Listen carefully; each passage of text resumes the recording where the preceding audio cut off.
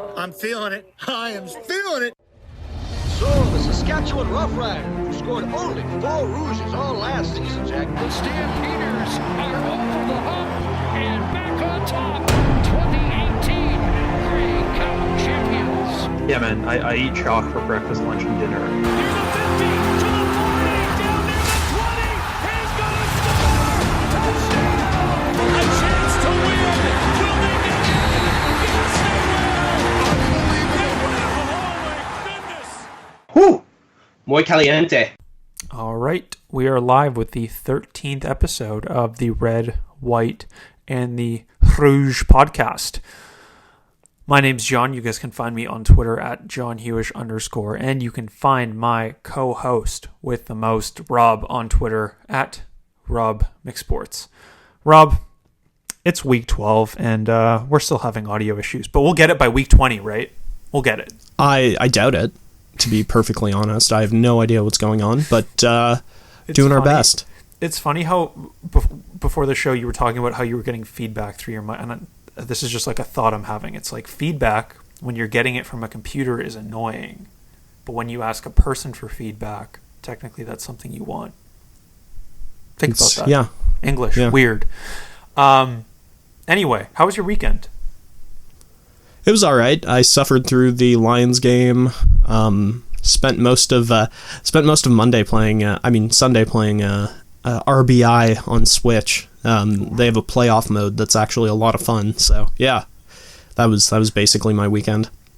Nice. Speaking of baseball, I was in Seattle on Saturday, so thankfully I missed the Lions game, but had a lot of driving to do. But that's okay. It was fun. The Blue Jays won. They snapped a 6-game losing streak. So I feel bad for the people who drove down there though on Sunday. It was like a 2-hour game. You have to drive 4 hours, watch 2 hours of baseball. Ugh. No, not even. Probably more. Anyway, CFL, though. That was good, too. So I guess now that we're done talking about our personal lives, let's jump into the rewind. All right, Week 11 rewind. I told you. What did I tell you? Didn't I tell you? 'Cause I told you. Mm-hmm. It was a good week. We finally had a good betting week. We had a good DFS week. And trust me, it did not look like it was going to be that way till Sunday morning. No, it's true. Oh, God. I had John Crockett, because who did I have? I had Marshall in. I wanted to play Crockett because Anthony Coombs was listed as the running back 1 in Hamilton. So I plugged in Crockett. That ended up being like a 2-point difference. I had Brandon Banks, who put up 9.3 at 10.3. Not great. And then I had the Tiger Cats D. So I'm like, okay, well, they generated 7 sacks against BC. Am I surprised? No. But good God on Sunday. Rodney Smith, my man. 12 catches, 136 yards. Don't think he's going to do that again, but, man. Vernon Adams Jr. too, 31 fantasy points and another win in a tight game. Guy just finds a way to get it done no matter if the opponent's Toronto or Calgary. He finds a way. He's like the Cody Fajardo of the second half of the season, at least thus far. Mm-hmm. For sure, yeah. And Cody Fajardo's the Mike Riley of last year so far. Well, actually, no. I wouldn't go that far. No, I mean, I think he's the best quarterback in the league right now. I'll go out. Fajardo is better than Vernon Adams, you think? Yes, and I think he is also better than Trevor Harris right now. Oh, I think there are things he does better than Trevor Harris, but I think if you're just going who's a better quarterback overall, I have qualms with that. But Fajardo definitely does certain things better than Trevor Harris. And as we know, Trevor Harris doesn't deal with the pass rush particularly well. Trevor Harris seems to get flustered at times, and I think Fajardo does stay very cool. But I don't know. It's a hot take. I'm not going to disagree with it, but it's hot. You're not going to disagree with anything I say about Fajardo ever again. No, I'm not. I'm far too... Exactly. The risk is too high. Yep. Yeah, in the last 4 weeks, though, he's only thrown 1 touchdown, which is kind of like concerning, but he has also not thrown an interception in that span as well. So, again, I think it's better decision-making on his part, and I'm enjoying seeing him kind of grow into that, just raising his football IQ, if you will. That's definitely part of it. I also think Saskatchewan has really been using William Powell quite well in the kind of from like the quarter mark of the season. He's really improved, or they've really increased his carries, and he's been hot. William Powell's been pretty hot for several weeks now. Mm-hmm. Yeah. I think that helps. Speaking of hot running backs, Andrew Harris, our godchild, god king of the CFL this year, easily, in my opinion, the most outstanding player, will not be playing for the next 2 weeks due to a failed drug test, which is probably not ideal timing considering Matt Nichols is hurt. What he tested positive for was a medication, and excuse my pronunciation on this, metandinine, which was a steroid that was apparently very popular in like the 70s and the 80s, but is very unpopular now. Harris is saying that he had no idea and that he was taking supplements, but it could have been a messed up an issue in the factory or something, and that he wouldn't be taking anything. I think that's fishy, but at the same time, it could be true. What do you think? Okay, so my understanding of the situation is that he sent in a piss test a couple of weeks ago, and he had one at like the beginning of July or end of July that was like clean or something. Yes. And then this one came up with metandinin or whatever it's called. I'm not even going to try. The steroids. That was what was in his urine, and then he said, like it was a mistake. That can't be my urine. Like, look, you guys tested me a couple weeks ago and it was totally fine. So the timeline doesn't work. So they're like, okay, well, give us some more urine. Same result. So yeah, that's not a good look for him. But I mean, I don't know. You know, the only reason I'm a little bit suspicious is because you normally don't see players get better at football, specifically running backs, at 32. Yeah. Like, think about how rare a running back being the best he's ever been at 32 is.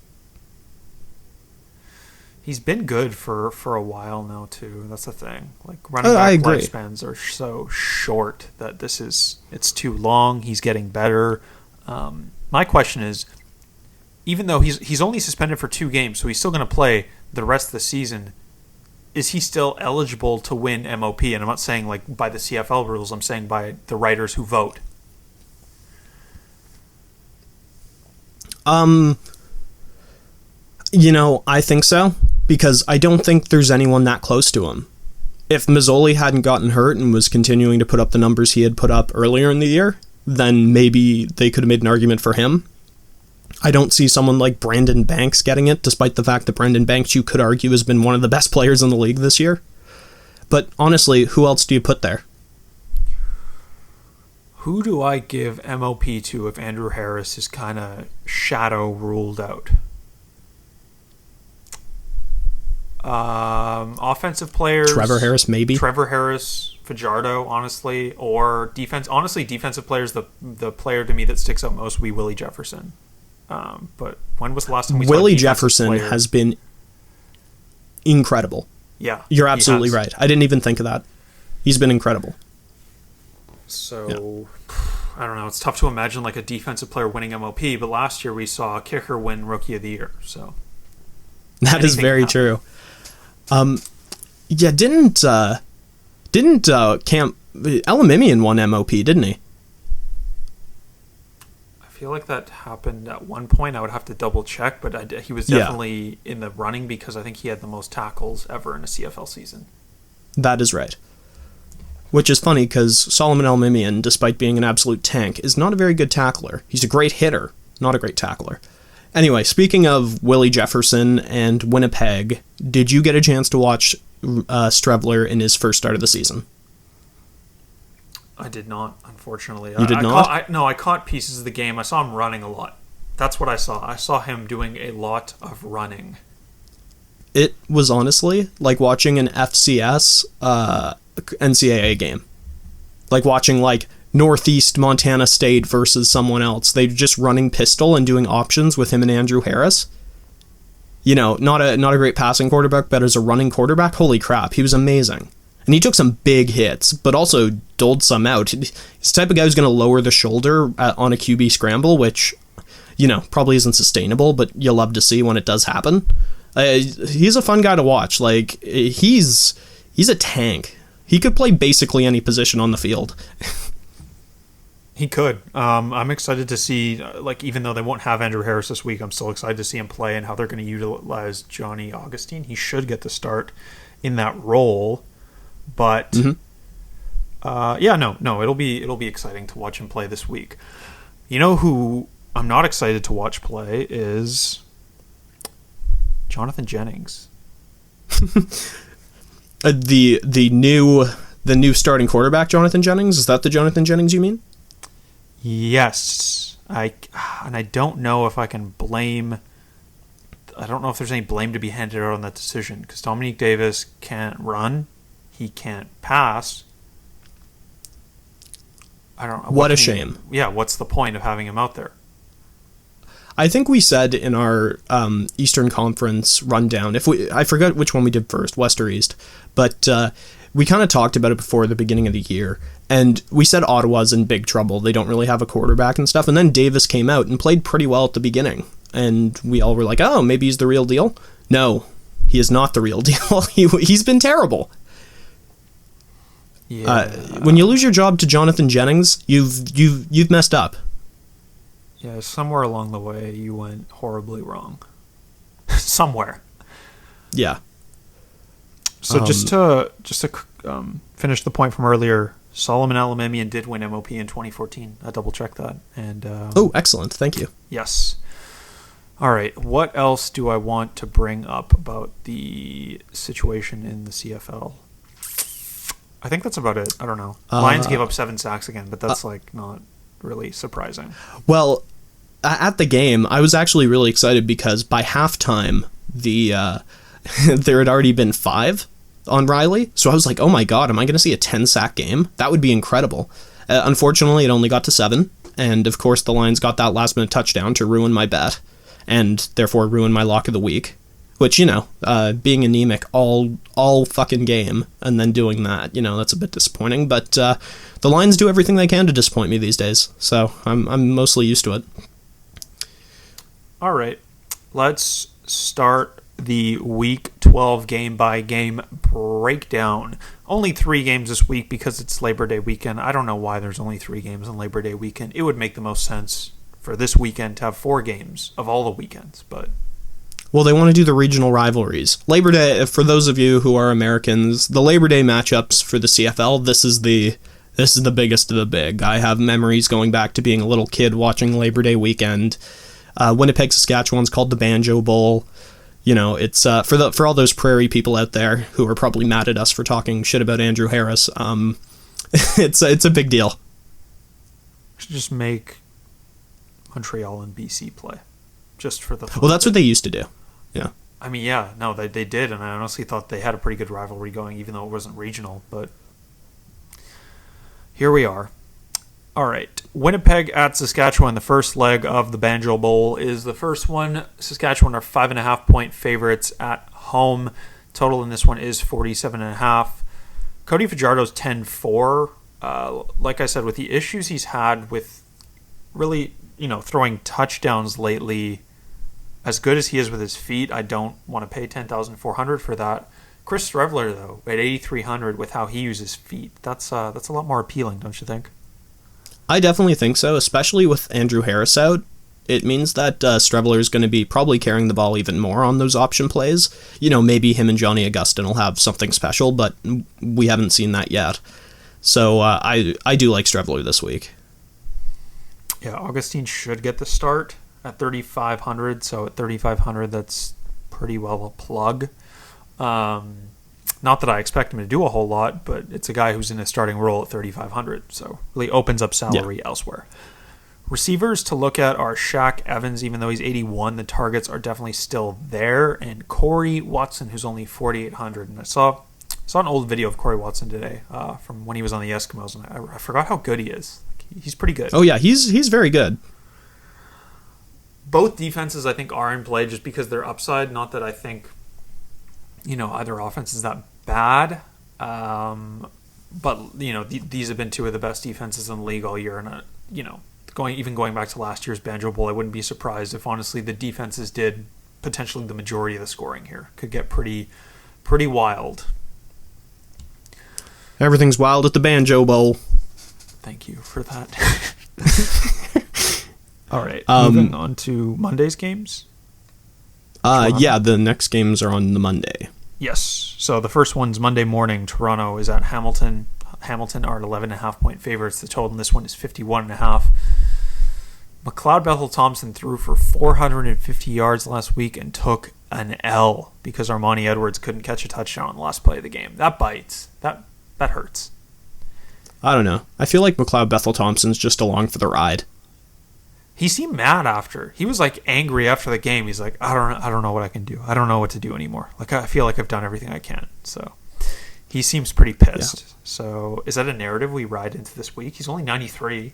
It's pretty cheap. Yeah, there's no denying that McLeod Bethel-Thompson is good. Like, considering that the Lions put up 400 plus offensive yards last week against Hamilton, but only turned that into one touchdown, I think Toronto, if they even have an ounce of luck, should be able to put up more than that against the Hamilton defense. So I think that McLeod Bethel-Thompson is a good play. All right. Yeah, no, I agree. Dane Evans at 88. It's a decent matchup. Yeah, I mean, I can't complain about the matchup. It's just Dane Evans. Running back situation, James Wilder is still being kind of shopped around here and there. Toronto's looking for a buyer for him. So Brandon Burks will likely be thrust into a starting role again, along with Chris Rainey. I like both of them, honestly. I like Burks more, but with Rainey's kick return yards that he gets, along with like a couple rushes and a couple catches, he's worth playing at 5,800 now that he's involved in the offense, right? Absolutely. I was surprised it took this long, and as I've said before, I think Brandon Burks is a better running back than James Wilder Jr. I don't get why James Wilder Jr. is considered to be so good. He had one good half of a season like 2 years ago. He just hasn't done it since. Cam Marshall is probably going to be the starting running back for the Tiger Cats. 5,600. It's the best possible matchup a running back can get, but I don't know what Toronto's or Hamilton's doing with the running back situation. It's not a situation I like to involve myself with anymore. Anthony Coombs was listed running back 1 last week. I don't think he wasn't involved. He caught one pass for 5 yards and I remember that like 4 times for less than 20 yards because he's not a running back. So even if he is listed as the running back 1, Cam Marshall should get the majority of the carries. But again, it's just a stay away situation for me. Yep. Is Brandon Banks going to bounce back this week? Finally? I think he probably will. I think there was a few plays last week where he was very close to getting free and having a big play. Yeah, honestly, I think you take him this week, especially with Harris out. Without Andrew Harris, it makes kind of everyone more price friendly because you don't have to pay for Andrew Harris. So I think you can replace Harris with Banks and get a similar payout. I would be shocked if Banks is under 15 points this week, and wouldn't be shocked if he got like 20 plus. Yeah, it really limits the pay-up options, especially when you have a guy like Augustine who's 3,500. Then that kind of makes you want to just play the most expensive guy on the board. Braylon Addison, he's another solid option. I believe I got his price wrong here. Actually, is he 8,800 this week? He was 8,800 last week. He's 9,000 this week. 9,000, yes. See, that's shocking to me because I didn't think he was that good this week. He wasn't that good last week. And 2 weeks ago, they were getting him involved in the running game, and I didn't see any of that this week. So I actually think it's probably not as smart of an idea to play Braylon Addison. I would personally try to get someone a little bit cheaper and then pay up for Banks if you want to get a Hamilton receiver. I'm probably going to be playing both, honestly. I have no issue with Addison in this matchup. On the flip side of that, I like Armani Edwards again at 7,200. Healthy targets. If he catches that touchdown at the end, his line looks a lot better, but even then, it was still respectable. Rodney Smith is up to 6,300. Oh, man. It's tough to justify paying that for him, but last week was like, man, 63. I don't know. Do you go there for Rodney Smith? I think you could make a ballsy play and it could pay off. I'm not doing that, though. I wouldn't hold it against you, though, if you did it. Yeah. Here's the thing. The $6,000 range is where like wide receivers have gone to die this year. Just everybody in that range is just horrific. So if you're kind of left with 6,300 and you need a wide receiver, he's the guy. Don't worry about anybody else in that price range. Don't even think about it. But like with overall lineup construction, I'm not saying he's like a guy that you should make sure you have room for. No, he definitely will not be a lock of the week. No. So, last game already. Wow. They're flying through this. Yeah, Edmonton. They're at Calgary. The Calgary are 3-point favorites, and the total in this one is 48. There is no way I'm paying $10,000 for Nick Arbuckle, and I'm probably not going to play Trevor Harris against his defense. You agree? Just no to the quarterbacks, or? No, yeah, I wouldn't take any of the quarterbacks. Don Jackson at 6,900. I like that. That's a nice price. Yeah, I like that a lot too. Don Jackson is a good running back. We haven't seen a lot of him this year because of the injuries, but he's got a really deep resume. He produces. He gets catches. I'm a fan. I mean, yeah, it's a tough matchup, but like again, if you're kind of looking for a guy who's going to get you could get you close to 20 points or over 20 points, it's him. Christian Jones down at 42. He's kind of like the punt play we've been going to, but with Jonathan Augustine as this week's play, I don't think you need to go there unless you're playing like a Monday-only slate. No, probably not. No. One person you don't have on the board is Gable, and I actually like Gable this week because the Calgary run defense hasn't been fantastic. They've been very good against the pass. They've been overall a good defense, but if they do have a weak point, it's against the run. Speaking of, okay, no, I'll bring this up before we end the show because I think we missed a pretty major cliff note on the earlier part, but we'll talk about it before we get done. Excellent. Beggleton and Davaris Daniels. Beggleton's 92. Good God, he had the game of his life last week, and now he's 9,200. Normally, would I say he's in play? No, but there's kind of limited options to pay up for. If you wanted to play like Reggie Beggleton over a guy like Braylon Addison, I would not fault you for that. Davaris Daniels. That would be the only way, in my opinion, to rationalize paying for Reggie Beggleton. Yeah. Yeah. As for Daniels, revenge game narrative, facing his old team for the first time. I love the Davaris Daniels narrative. I love Davaris Daniels. He's a fun player to watch. He's been good all year. He's one of the only consistent receivers thus far. And Andrew Harris will be sitting at home. Trevor Harris has clearly gotten the memo that he needs to be thrown to this guy. He's getting a lot of targets, and he's been so good. 10 catches for 207 yards last week. That accounted for almost half of all of Harris's pass yards. Guy's a beast. Yep.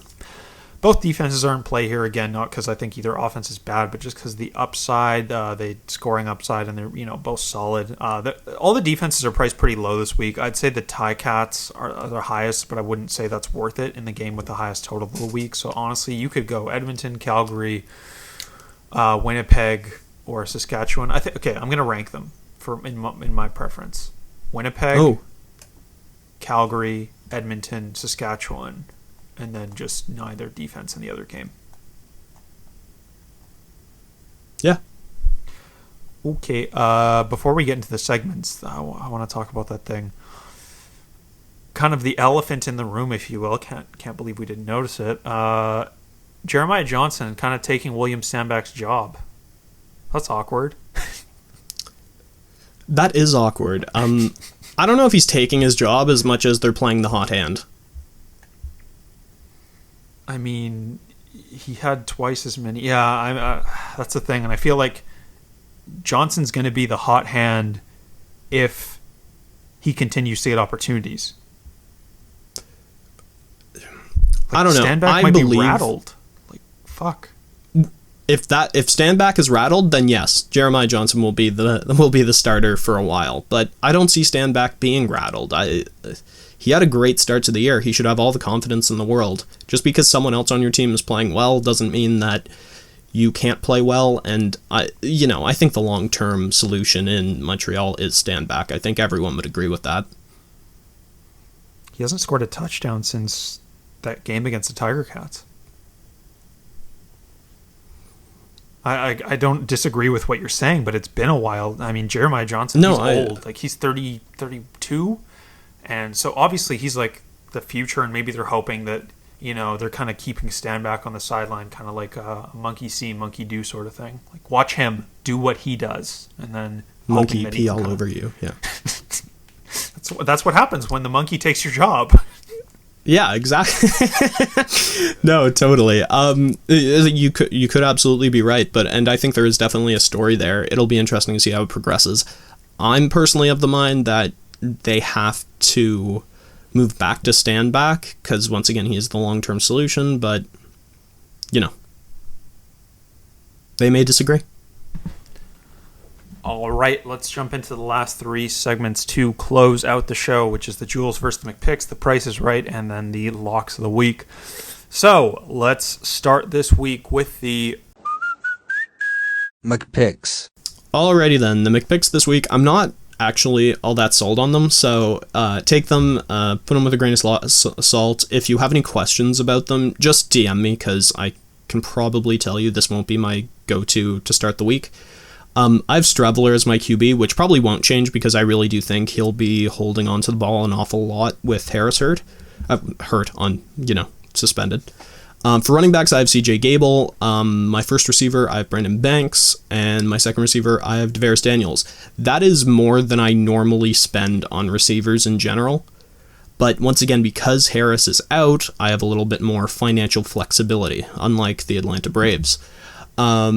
In terms, for my first flex, I have, Don Jackson.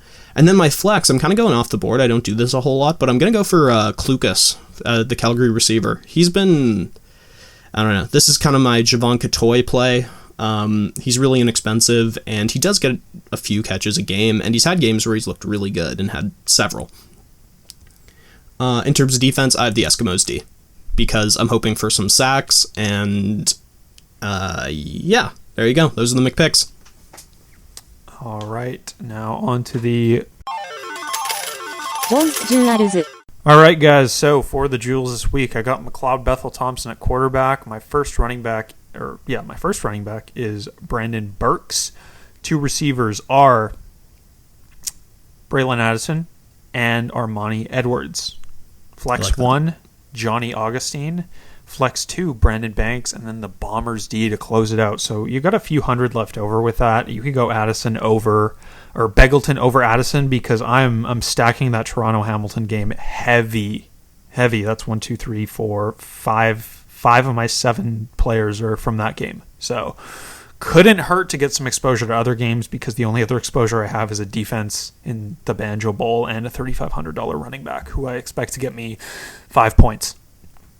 John, just one quick correction. It's pronounced Banjo Bowl, not Banjo Bowl.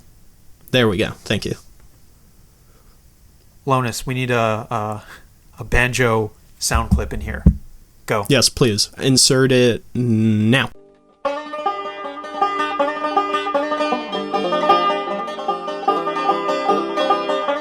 Excellent. Okay. Price is right. All right. Yes. Do it. Bob Barker, give it to us. All right. So we now enter The Price is Right.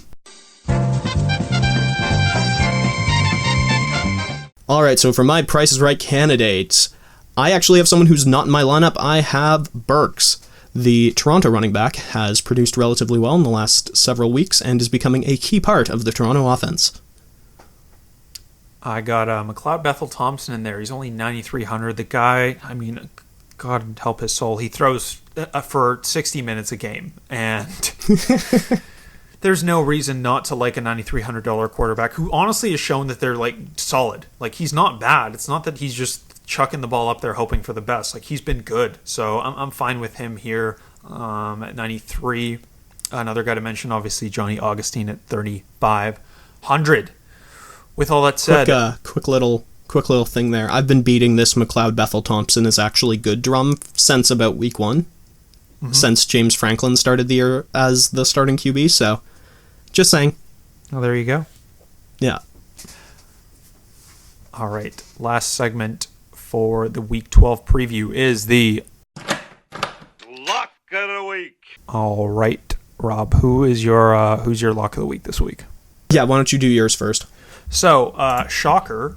Based on my lineup, my lock of the week is the over in the Toronto-Hamilton game at 51.5. I think this game goes over that. A lot, most of the matchups between these teams in recent history have gone well over 60 points. So I like that. And honestly, that might be one of the only lines I post this week. Like you guys know, I usually post my picks on Twitter. We've actually been doing pretty well, 125 of 42 with 2 pushes and 15 losses. So our record's good, but honestly, I might just be prop plays this week for me because maybe Calgary -3 against Edmonton, but otherwise I'm not really loving any of the other spreads here. Then my player lock of the week is Brandon Burks at 5,400. He's involved in the pass game. He's solid in the run game. And I don't think Chris Rainey will take away too many touches from him. So at 5,400, I got him just locked in there, not moving. All right. For me, I'm also going to go to the Toronto-Hamilton game. I'm going to say I'm going to go Toronto plus 11.5. I think it'll be a closer game than that. Hamilton seems to find a way to make these games against teams they should be beating close. I don't want to blame Dane Evans, but it's Dane Evans' fault. And for my player lock, I actually have CJ Gable, but I think it could also be William Powell. I think in order to make money this week, I think you really should invest in one of these higher tier running backs with Andrew Harris out. I personally like Gable, but you could defend Powell. Yeah, for sure. I was trying to get Powell in actually, but I just couldn't make it work. Actually, I'll tell you guys the way you can do that is in my lineup, you'd switch Banks to wide receiver, then you move Addison down, upgrade him to Powell, and then you'd have to downgrade the Bombers D to the Edmonton D, which is, again, my third favorite defense, so I don't love it. But yeah, if you want to fit Powell into the jewels, then that would be how you do it. All right. That's all we got for Week 12, guys. It's a short week, 3 games, but definitely still some money to be made here. So, hope you guys enjoyed. As always, please review the podcast wherever you may be listening to it. Best of luck this weekend. If you have questions, you know where to find us on Twitter. If not, we will talk to you next Tuesday. Goodbye. Peace.